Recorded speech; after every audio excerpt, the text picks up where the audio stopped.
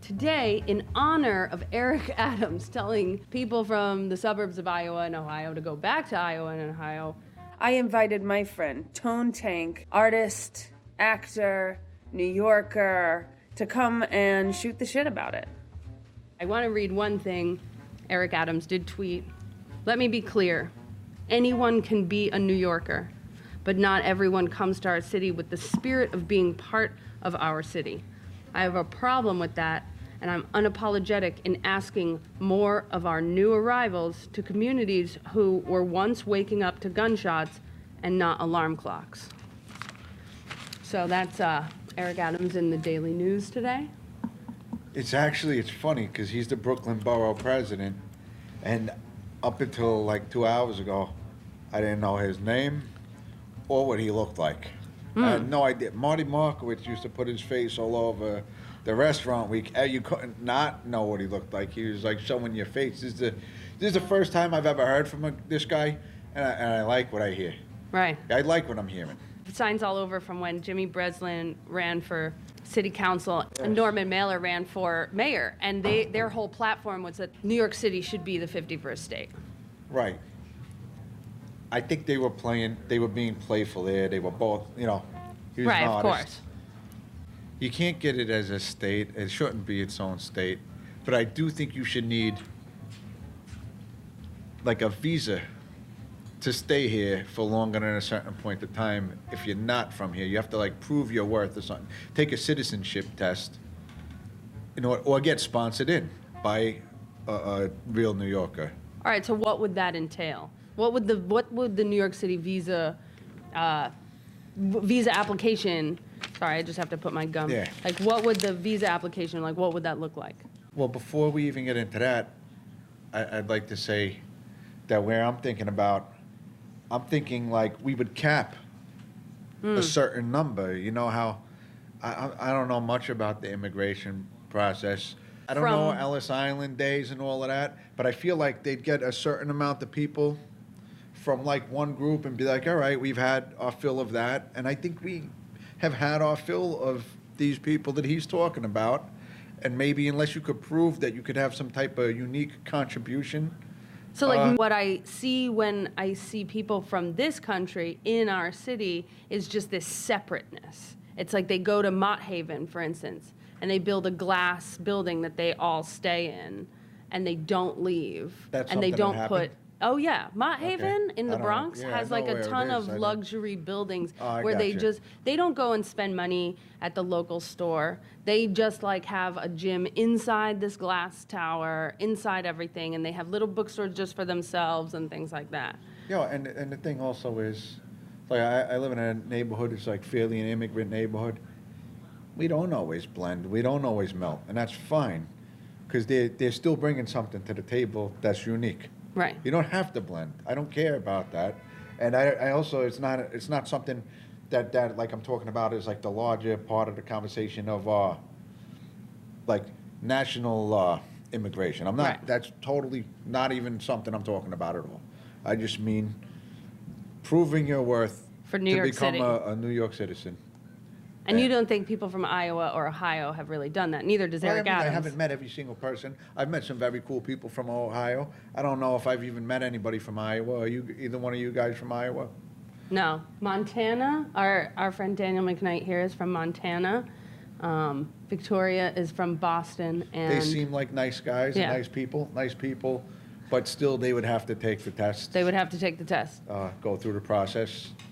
Daniel McKnight shoots for the New York Post. What does that do? That's cool. You'd still have to take the test. Still the test, I mean, all that's right. fine. I'm sure. And you know, listen, like when I go out for a part, I want to audition. I don't want to get the part, because if I'm not the best person for it, then I'm going to like fuck up your movie, right? Right. Like, so if I wasn't good enough to get the thing and somebody else was a better candidate, then I want that person to get it.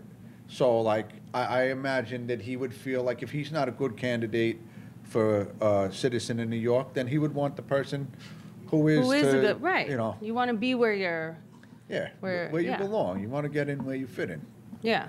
and not change your whole place so then you fit in. You know, and you know, all of these neighborhoods that I see. Like Mott Haven is the best example I had because I used to like to go right there where the Willis Avenue Bridge is and the 3rd Avenue Bridge is kind of between there. And there's this beautiful cobblestone street, and I used to like to go photograph of it. And now... Is that like 149th and 3rd over there or something? Yeah, it's like right where you go on the little bridge that then goes to the Bronx and puts you on the Bruckner or the Deegan, like where you can go whichever way. What streets are over there? Like 145th, I want to say. All right, but yeah 149th. Yeah. Right. There, you just have these luxury buildings, beautiful apartments. There's a gym inside the building. There's a little cafe inside the building. And yet, the people who pay rents like $2,500, $2,700 to live there, they don't interact with the whole neighborhood. All they do is live inside, almost like the fancy compound in... They're not meant to interact with that neighborhood, is the point. And it's not natural for them to interact in that neighborhood because they don't belong in that neighborhood. So they just shouldn't be there to begin with. And then we wouldn't be having this conversation on whether they should interact or not, is my opinion. This is obviously my opinion. I have less of a problem with people that actually move in to I didn't used to really like them, but move into neighborhoods, into the apartments, into the buildings, shop at the stores. I have so much of a bigger problem. I don't even like seeing them there, to be honest. I don't even want to see them in the stores. But the luxury then buildings... Then the store starts changing the shit that they own, that they buy, and they supply, and, you know, I don't want to see them there. So what about you? You've been making art in Brooklyn since when? Since I was like 4. Since you were 4. But, yo, listen, I don't want to front. I was born in Brooklyn, and I lived there, and I did start my little finger paintings and stuff when I was like 4. And actually, like, I don't know how a 4-year-old considers himself an artist, but I did. I don't know what the fuck. I don't know where I got that from, but I really did. And but I grew up in Long Island. I was born in Brooklyn, 5 generations there, and then my family, like my mom and dad, moved me out there, and then my family was still in Brooklyn. And I was out in Long Island. And then when did you move back to Brooklyn? When I was like 20. And so, is that when you started the figurines? Nah, I didn't start those till like my late 20s. Oh, okay. Yeah. All right, because you make action figures. Yeah. Yeah. Make action figures. I just make, you know, whatever I'm into at the moment I make. But yeah, still from like, I guess like about 12 years now, over a decade now. Been mainly into the action figures as far as my art, and then you know, the occasional tag here or there. That's just for fun though, and then the action figures is what I put my like studio time into. And then recently, I don't know if it's recently, but recently I have been seeing you in movies and doing acting. Is that recent, or did you always do it and now they're just starting to get bigger, or what happened there? I owe it all to Shaka King, the director Shaka King, and my good friend. I made rap music for about 20 years before that, and he was making a music video for me and my friend Scott Durrow, and the video was about where I grew up in Long Island, actually. Okay. And where I grew up in Long Island, I mean, it's very, very New York fucking, everybody there was from Where did you grow up? From the city. It was during like the era of white flight, you know, I was a product of white flight. And where in Long Island? Lindenhurst, Long Island. Oh, Lindenhurst. In the 90s. Okay. Yeah. I'll give you some money. Think you can go in the store and buy some 40s. Excuse me, sir, I'll give you some money. Think you can go in the store and buy some 40s. Anyway, so Shaka's great idea for this video for the song 40s that me and Scott Durrow did was to go to all these places where I had these like fucking really crazy stories. Like people always say, yo, there must be something in the water out there. Like the crazy white boys where I lived was really known for like being nuts. And ask anybody around there that knows anything about that part of town, and they know. And he wanted me to go, and we scouted it out to where to shoot the video. And his whole process was he just wanted, yo, tell me stories, take me around where you grew up and tell me stories what happened. And I was telling him these fucking crazy stories. Like I got in my first bar fight when I was 16 over there. My friend's mother used to sell freaking coke out of this house, and she went to jail, and then the whole town took over this house. Like every bad person in the town took over this house. So it became what is now referred to as like a trap house. I guess But it it's was. like Lindenhurst, so it's just the local coke house? Yeah, it was before, they definitely way before they used that term. Right. Trap house. Definitely before I came into contact with that term.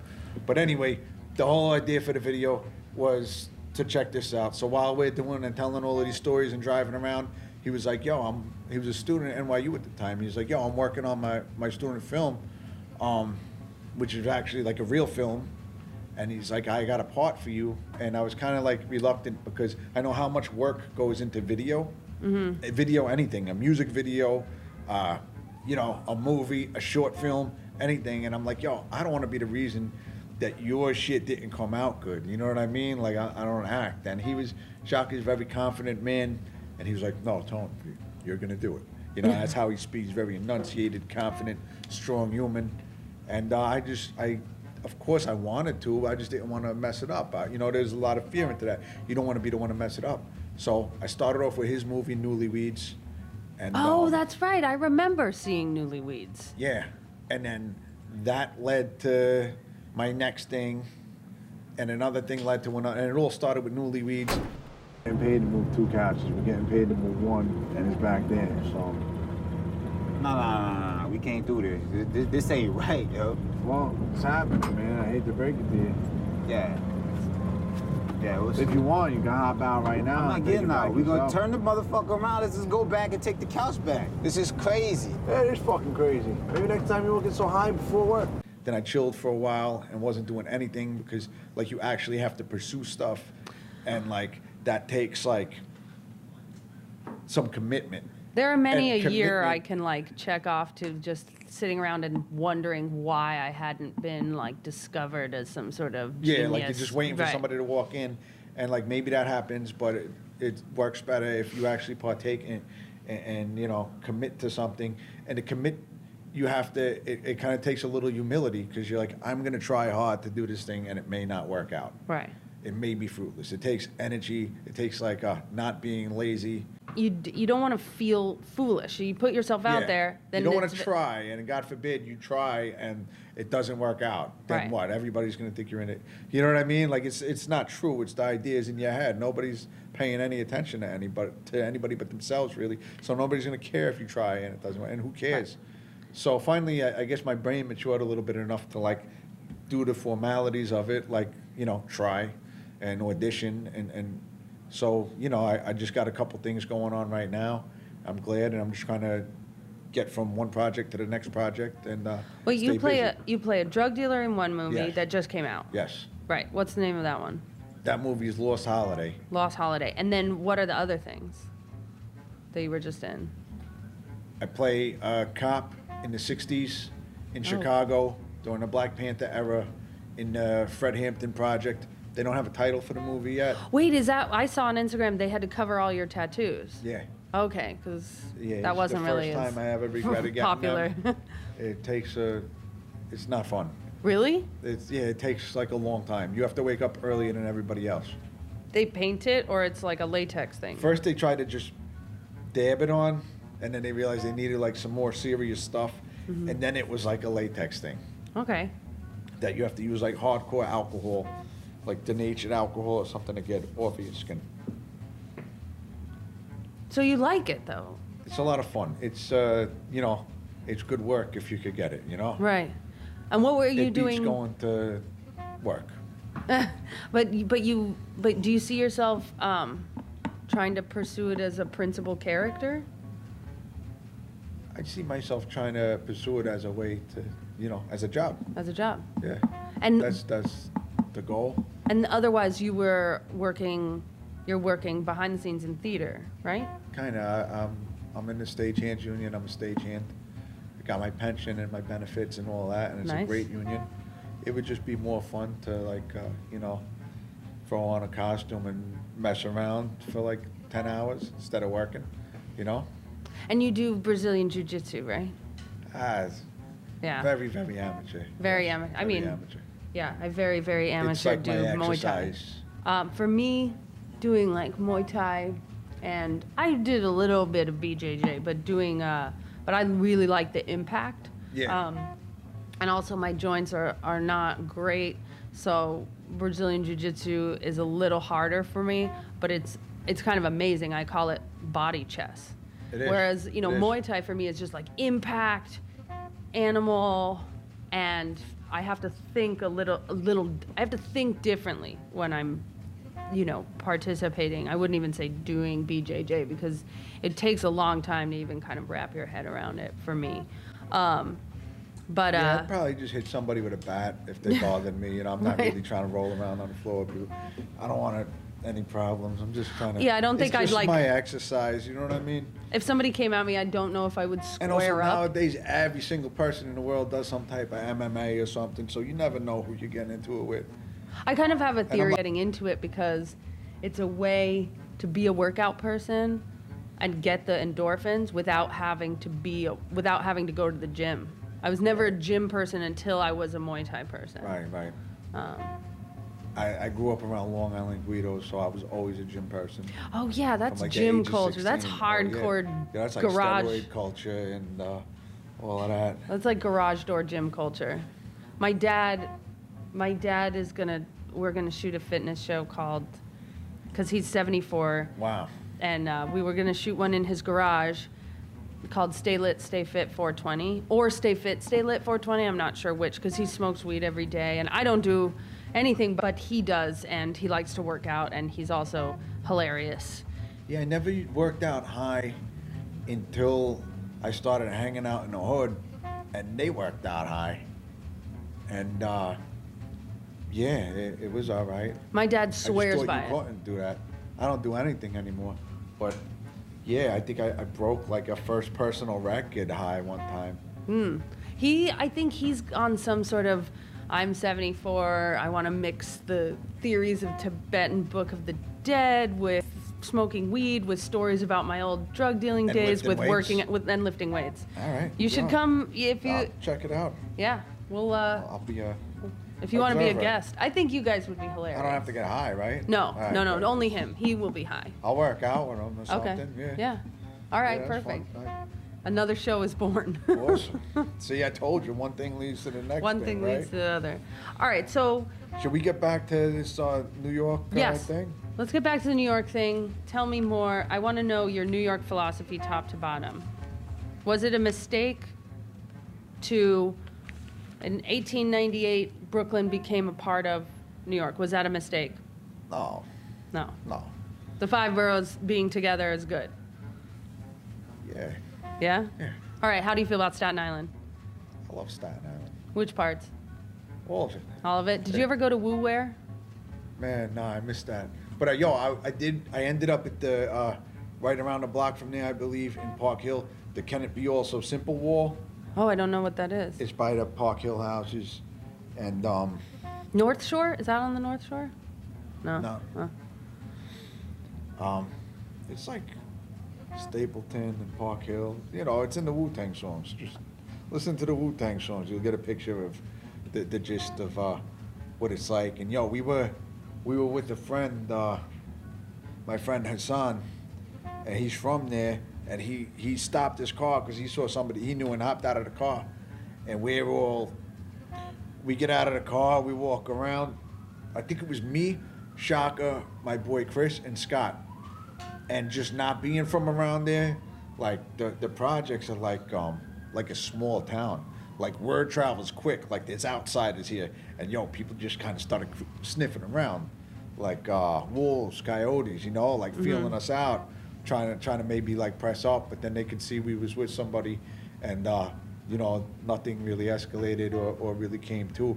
But it, But what are you they were doing around sniffing here? around. Yeah. Anyway, so no, I never went to Woo-Where. I never actually went there either, also but I never- saw it from the edge of a bus. Never ever directly answered a question ever in my life. Oh, But we'll talk about the other thing and then bounce around. yeah. And yeah, but I saw the Can It Be Also Simple Wall. And that, whatever. What is your favorite train? Yeah, I like the N when it goes outside in Brooklyn, like into Bensonhurst, the Valley, the N, by like Fort Hamilton on the N train, and out that way. That's my grandmother's neighborhood. when I grew up, and I like started kind of running away early and would go sneak out to the city and go see my grandmother. Who among us? And then also walk along those tracks and just look at all the graffiti, and that had a major impact on me. Speaking of graffiti, did you see that the PBA, police union, put out this video today where they're like, No. yeah, it's this beautiful video of just a train pulling into a station covered in graffiti. The caption on the PBA is like, isn't this terrible? You want to go back to the 70s and 80s, and yet you see this video and everybody who watches it is just kind of like, It was wow, how magical. It touched- beautiful that yeah. is. And so I don't know if they were trying to get people to love this train.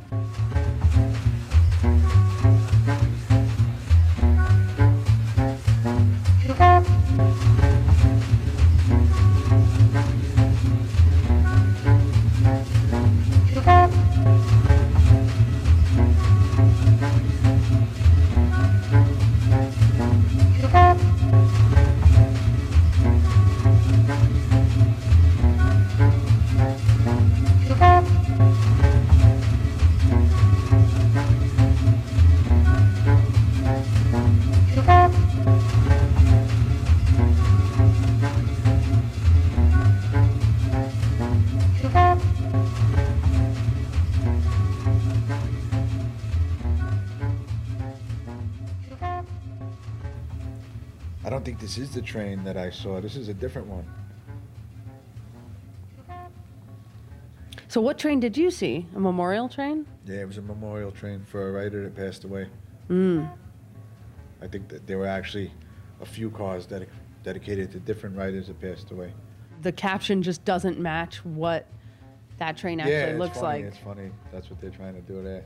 A person posted this, or like they posted it as the organization? Their organization. Read the comments. This shit rules. Look at the craftsmanship and skill. The art. Cops patrolling subway in full SWAT gear is what real decay really looks like, you dummies.